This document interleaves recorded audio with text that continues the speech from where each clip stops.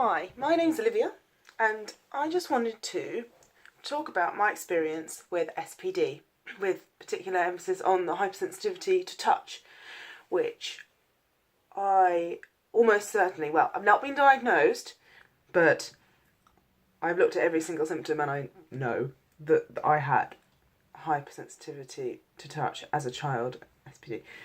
So, yeah, and what I wanted to do was talk about it from the perspective of an adult, having had it as a child, and how it affects my life, in what respect it does, and, you know, give you some idea of what happens when you grow up. Because I've seen a lot of things about kids, and I just wanted to give the perspective from someone who's been through it themselves. So, first I'll tell you about my actual childhood experience with SPD. So, my mum tells me that from a very early age I had tantrums getting dressed. I always would scream and I'd hate it. Me and my mum have quite a tense relationship, and she tells, from what I gather from her, I think that was the sort of starting block, because she just didn't know what was wrong with me. And obviously that's really difficult for a parent. So when I start remembering it, I was about 4 or 5, and I do remember having massive tantrums getting dressed for school. I hated the feel, specifically, of my tights. I don't remember any others being any more problematic than my tights, because they had a seam that I absolutely hated. So one day my mum told me to turn them inside out and wear them like that, and hey presto, the seam was gone, and I wear them like that now, and I also wear socks like that now. So yeah, but also other than school uniform, I really couldn't wear tight clothes, like I couldn't wear denim, also rough clothes. I couldn't wear tight long sleeve tops full stop. I couldn't wear things with scratchy labels, so they all got cut out. If you wanted to know where my clothes came from, you wouldn't be able to, because all the labels have come out.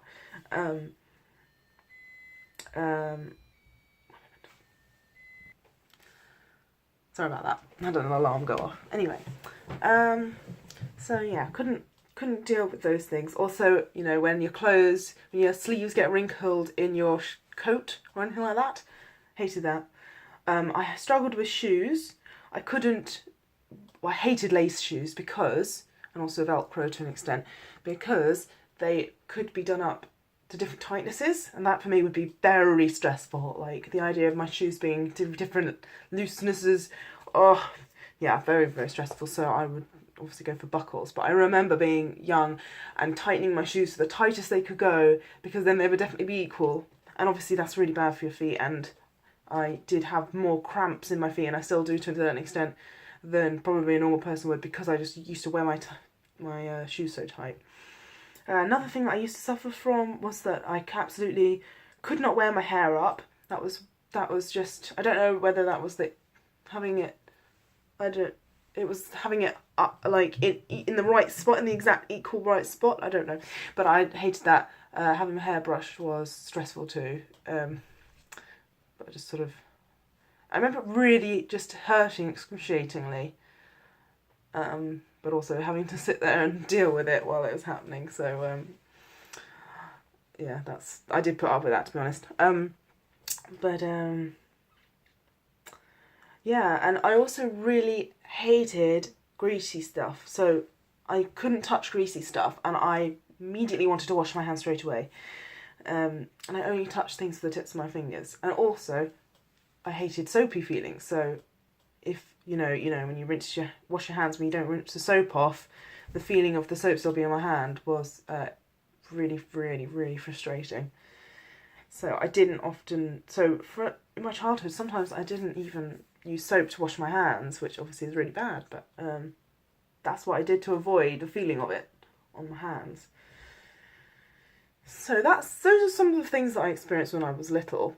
There is more. I also, I don't know if I said, but I avoided sometimes putting shoes on. I didn't wear shoes because I just prefer life without, and socks.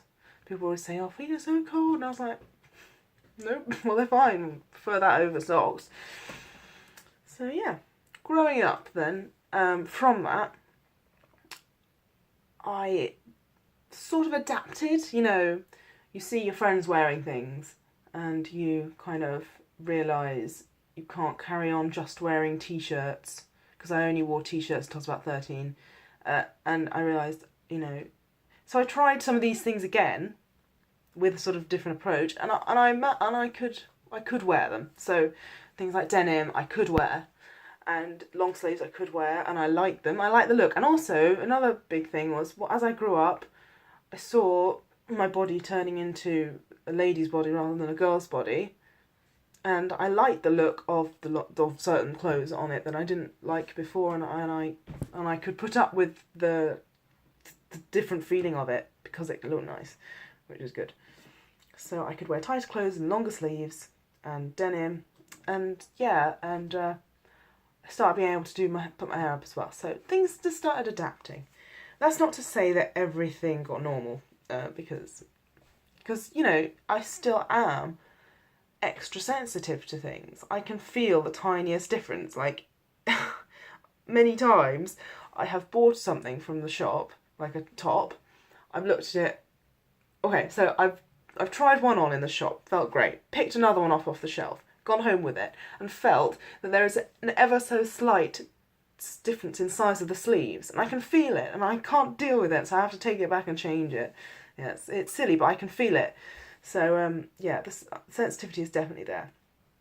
So also, I'd like to mention quickly that although I don't have any autism or anything that goes sometimes with this condition, I certainly do have mild form of OCD, which does contribute to some of the problems that I suffer, the frustration, the stress I feel in certain things.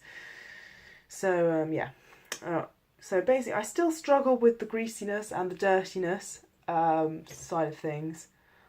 I have to wash my hands straight away when I've touched something dirty. I get very upset and angry at my boyfriend when he doesn't wash his hands straight away, because I know he's going to get his greasy fingers on everything. I know that sounds kind of normal, but I probably go over the top about it with him. Yeah, and also with the soap side of things, I always had a dishwasher growing up, but when I moved out we didn't have a dishwasher.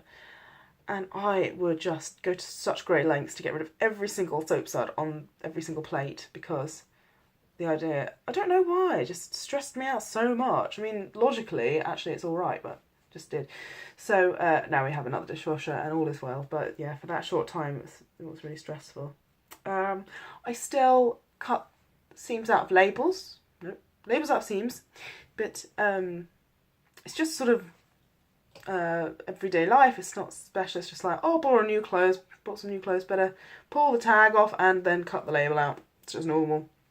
I can still wear a lot more clothes than I used to be able to wear, but I do still prefer much more comfortable clothes. So since my teenage years, leggings have come into fashion, and I've taken every advantage of that, because although they're tight, they're very stretchy and they're very comfortable and they're just easy to wear. And so I just can wear leggings, and that just takes the stress so much out of clothes, because the tightness of jeans is, I mean, to be fair, not wearing them and then having to wear them again makes them feel a bit worse. But it's just nice to have that comfy alternative. Sorry, cat. And yeah, but another thing I mention is bras, because bras are quite restrictive, and as a teenager I really didn't like them, but I realised there was no option, no alternative. Everybody wore a bra. If I didn't wear a bra, it would look very, very weird. As an adult, there's a little bit more flexibility. I don't have a hugest of boobs, so I can get away with not wearing a bra, especially under jumpers. And I do, because it's just a bit more comfortable, and I'm sure that's not a strange thing. Other people do that too, but that's just something I do, and I probably just am a bit more sensitive to the feeling of a bra because I am hypersensitive to touch. So I'm better at wearing socks now, but I still don't wear them that much unless I go out. I never go out without socks. I used to, and that wasn't great. But now I obviously always go out in socks. But one of the things I really wanted to mention that's come up against my relationship really is an issue with kissing, because as a child, obviously, I didn't want to touch disgusting stuff, like gross. And spit was obviously a big bleh. So for a long time I avoided kissing because I just didn't know. The idea of putting your tongue in someone else's mouth is just horrendous to me. So when it came to my first boyfriend, I was very nervous. And we only kissed, the proper kiss a few times, and I was just like, let's just do the mwah. And then, anyway, so, then was with him, but anyway, broke up. I got a new boyfriend who struggled very much with the idea of me not being able to kiss properly. And it has taken a long time for me to become comfortable with sharing spit, and even now I'm so very aware of it every time we try and kiss. So that is something that still affects me. I just cannot get the thought of it out of my head. I just always have it there. So, in conclusion, there is hope. There is hope at the end of the tunnel. The light.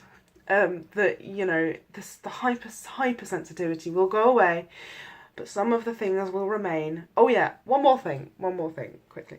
I have a real thing about bed sheets as well. And as a child, I absolutely had to have it exactly how I wanted it. And whenever someone remade my bed, I wouldn't go to bed till really late because I didn't want to feel how different, if it's wrong, And so I used to just fall into bed. Now, my boyfriend is absolutely not allowed to make the bed. I have to do it exactly my way. And if it's not done my way, it probably won't be right because I obsess over it. So yeah, that's another one. Wrinkly sheets, loose sheets. Can't bear with that. So, yeah. But like I say, everything gets a little bit easier over time. And everything... You just kind of adapt. But you are still ultimately more sensitive than the average person.